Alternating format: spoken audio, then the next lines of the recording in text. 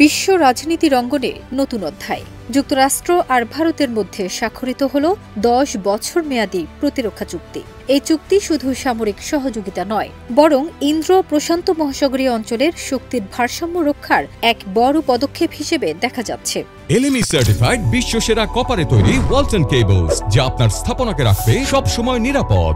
31 October মালয়েশিয়ার কুয়ালালামপুরে ভারতের প্রতিরক্ষা মন্ত্রী রাজনাথ সিং এবং মার্কিন প্রতিরক্ষা মন্ত্রী পিট হেগসেথের বৈঠকে এই চুক্তি সই হয়। আসিয়ান প্রতিরক্ষা সম্মেলনের ফাঁকে এই বৈঠক এখন সরগরম আন্তর্জাতিক অঙ্গনে। চুক্তি স্বাক্ষরের পর হেগসেথ এক্সে লিখেছেন, এই চুক্তি আঞ্চলিক স্থিতিশীলতা ও প্রতিরোধ ক্ষমতার জন্য একটি গুরুত্বপূর্ণ ভিত্তি গড়ে তুলবে। তার ভাষায়, এর মাধ্যমে দুই দেশের মধ্যে বাড়বে সমন্বয়, তথ্য ভাগাভাগি আর প্রযুক্তিগত সহযোগিতা। ভারতের প্রতিরক্ষা মন্ত্রী রাজনাথ সিংও এক্সে লিখেছেন, কুয়ালালামপুরে মার্কিন প্রতিরক্ষা মন্ত্রীর সঙ্গে আমার একটি বৈঠক হয়েছে।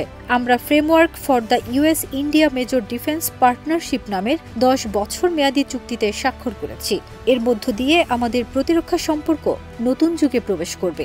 রাজনাথের মতে, এই চুক্তি দুই দেশের প্রতিরক্ষা সম্পর্কের পুরো কাঠামোয় নীতিগত দিক নির্দেশনা দেবে। এদিকে মার্কিন প্রতিরক্ষা মন্ত্রী শুধু ভারতের সঙ্গে নয়, বৈঠক করেছেন চীনের প্রতিরক্ষা মন্ত্রীর সঙ্গেও।